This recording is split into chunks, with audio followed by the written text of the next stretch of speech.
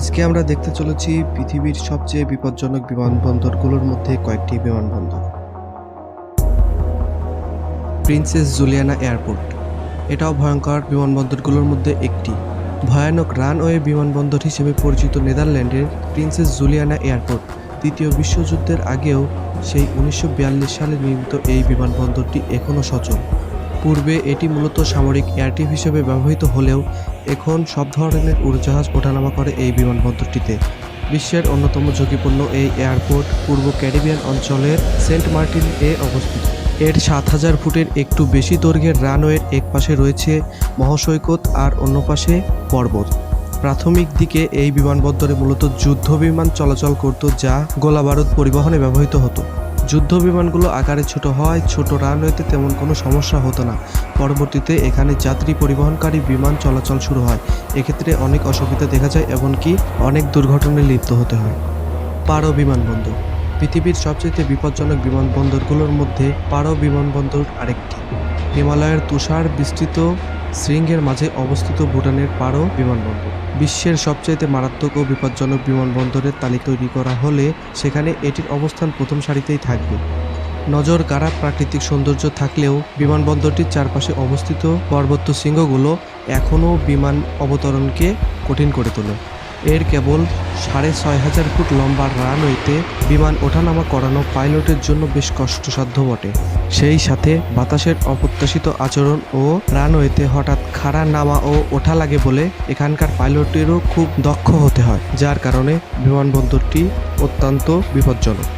টনকন্টেন airport, পৃথিবীতে অবস্থিত ভয়ঙ্কর এয়ারপোর্টগুলোর মধ্যে আরও একটি হলো টনকন্টেন এয়ারপোর্ট। হন্ডুরাসের তেগুসিগালপাতে অবস্থিত সিলি ও মিলিটারি এয়ারপোর্ট। এখানে আপনি কখনোই যেতে চাইবেন না, কারণ এখানে আকাশে ওড়া এবং ল্যান্ডিং করাটা হলো একটা ভয়ঙ্কর স্বপ্নের মতো। এই এয়ারপোর্ট সমুদ্রতল থেকে প্রায় 3297 মিটার উঁচুতে অবস্থিত এবং এর রানওয়ে 7096 ফুট লম্বা। এই এয়ারপোর্টটির চারিদিক থেকে উঁচু পাহাড় দ্বারা আবৃত।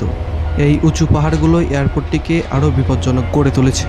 কার্চিভেল এয়ারপোর্ট, ফ্রান্স, পৃথিবীর সবচাইতে বিপজ্জনক এয়ারপোর্টগুলোর মধ্যে আরও একটি হলো কার্চিভেল এয়ারপোর্ট, ফ্রান্স। ফ্রান্সে অবস্থিত এই এয়ারপোর্টটির রানওয়ে খুবই ছোট। এই এয়ারপোর্ট সমুদ্রতল থেকে প্রায় 6588 মিটার উঁচুতে অবস্থিত এবং এর রানওয়ে মাত্র 1762 ফুট লম্বা। উঁচু পাহাড় এবং বরফ দ্বারা আবৃত এই এয়ারপোর্টে বিমান অবতরণ করাটা খুবই বিপজ্জনক। সাবা এয়ারপোর্ট, যদিও এটি বিশ্বের কোনো বিপজ্জনক এয়ারপোর্টগুলোর মধ্যে পড়ে না, তবে এটি বিশ্বের সবচেয়ে ক্ষুদ্র এয়ারপোর্ট নামে পরিচিত। এই এয়ারপোর্টের আয়তন মাত্র 400 মিটার। এটির নাম সাবা এয়ারপোর্ট, পূর্বে ছিল রাস্কিন এয়ারপোর্ট। এটি নেদারল্যান্ডের ক্যারিবিয়ান সমুদ্রের সাবা দ্বীপে অবস্থিত। দেখলেই ভয় লাগবে। সামান্য একটু জায়গার ওপর এয়ারপোর্ট ল্যান্ডিংয়ের সময় মতো বিমান ব্রেক না কষলে হয়তো অপর দিকে গিয়ে পানিতে পড়তে হবে। আইসল্যান্ড আইস রানওয়ে, বিশ্বের সবচেয়ে শীতলতম স্থানের বিমানবন্দরটি যে খুব একটা সুবিধাজনক হবে না তা আন্দাজ করাই যায়। আসলে এখানে কোনো সত্যিকারের রানওয়েই নেই। বিমান যেখানে অবতরণ করে সেটি শুধু পরিষ্কার করা বরফ এবং তুষারের আচ্ছাদিত স্থান। এখানকার রানওয়েতে অবতরণের সময় যে বিষয়টি সবার আগে মাথায় রাখতে হয় তা হলো বিমানটির ওজন। এজন্য অবতরণের পূর্বে প্রত্যেকটি বিমানের যথাযথ ওজন মাপা হয়, কারণ ওজন একটু বেশি হলেই তা বরফের রানওয়ে ভেঙে ফেলতে পারে।